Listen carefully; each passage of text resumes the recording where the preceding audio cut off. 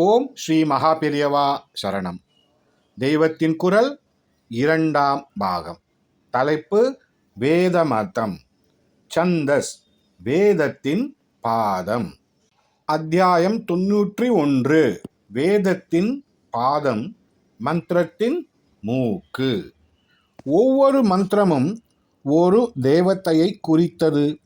ஆகையால் மந்திரம் ஒவ்வொன்றுக்கும் ஒரு தேவதை உண்டு. அதன் மீட்டரான சந்தஸ் உண்டு. அதை லோக்கத்துக்கு தந்த ரிஷியும் உண்டு. எந்த ரிஷியின் மூலமாக ஒரு மந்திரம் லோக்கத்திற்கு வந்ததோ அந்த ரிஷி அந்த மந்திரத்தின் ரிஷி ஆவார். அவர் பெயரை சொல்லி தலையில் கையை வைத்துக் கொள்வது அவருடைய பாதங்களை சிரசில் வைத்துக் கொள்வதற்கு அறிகுறி. ரிஷிகளால் தான் அந்த மந்திரங்கள் நமக்கு கிடைத்தன. ஆகையால் அவர்களுக்கு முதலில் வணக்கம் செலுத்த வேண்டும். சந்தஸை சொல்லி மூக்கில் கை வைக்கிறோம். மந்திரத்தின் ரூபத்தை ரட்சிப்பது சந்தஸ். அது அதற்கு பிராணன் போன்றது. அதனால் பிராணஸ்தானமாகிய மூக்கில் கையை வைக்கிறோம். மூச்சு இல்லாவிட்டால் பிராணன் இல்லை அல்லவா? அதை போல மந்திரங்களுக்கு மூச்சாக இருப்பது சந்தஸ்.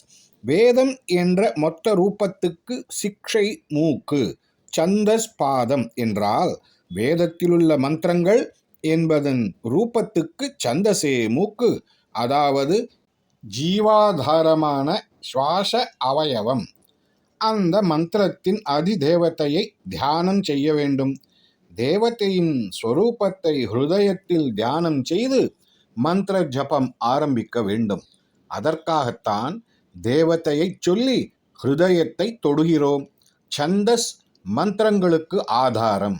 கால் என்ற ஆதாரத்தின் மேல் நாம் நிற்பது போல் வேத புருஷன் சந்தசாலேயே நிற்கிறார். சந்தக பாதோ வேதஸ்ய என்று சொல்லி இருக்கிறது. காலில்லாமல் நிற்க முடியாது. வேத மந்திரங்களை சந்தஸின் அமைப்பே நிற்க வைக்கிறது. ஓம் ஸ்ரீ மகாபெரியவா சரணம். ஜெய ஜெய சங்கர, ஹர ஹர சங்கர.